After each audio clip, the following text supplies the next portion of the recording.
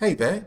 In this quick video, I'll show you how to connect your Google Chromecast to your Wi-Fi. So grab your remote and let's get started. First off, press the up button and make sure you're on the top menu. Then move across to the right hand side to Settings. Once this pane pops up, go down to Wi-Fi Settings. Click there.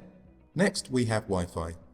Press to toggle on, and this will commence a search for local Wi-Fi networks. Locate your network and click on it.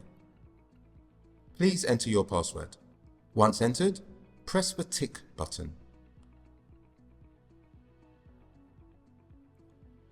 Connecting to internet, connected successfully. So that's how you connect your Google Chromecast to your Wi-Fi.